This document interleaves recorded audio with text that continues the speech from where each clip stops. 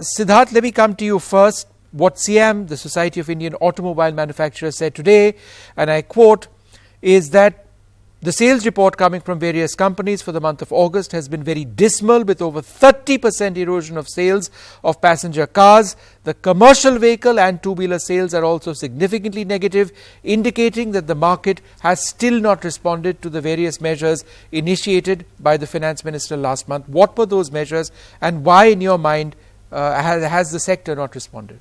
All right, so first things first, let's get some things into perspective here. What we were talking about is not something that's new. It's been building up, and it's not just, sort of accelerated in the last 30 days.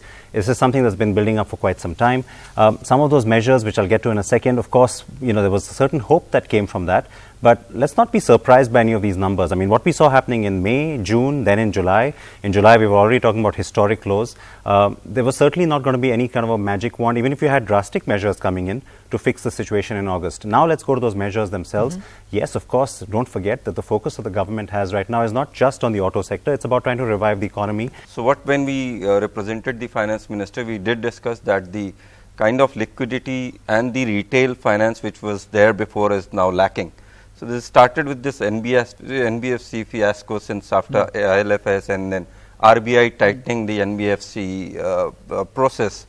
So actually what has happened that in the market, NBFCs ceased to exist in the finance.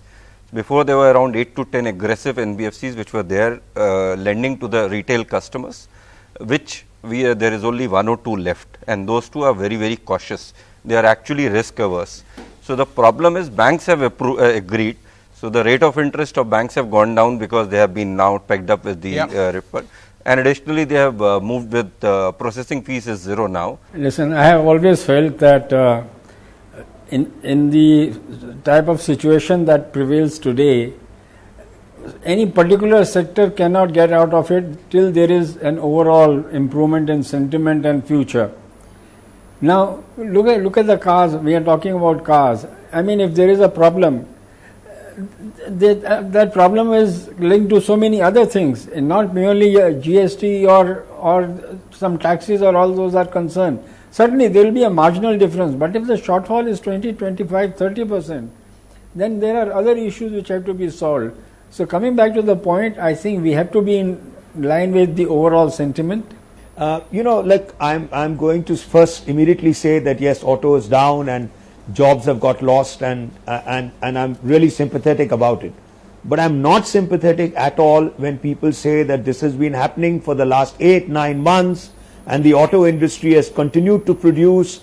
It's exactly like an industry when there's a drought coming in, and I'm on the board of a company which makes pesticides, insecticides, and if they don't see a drought coming up and we carry on producing it, we are going to have stocks.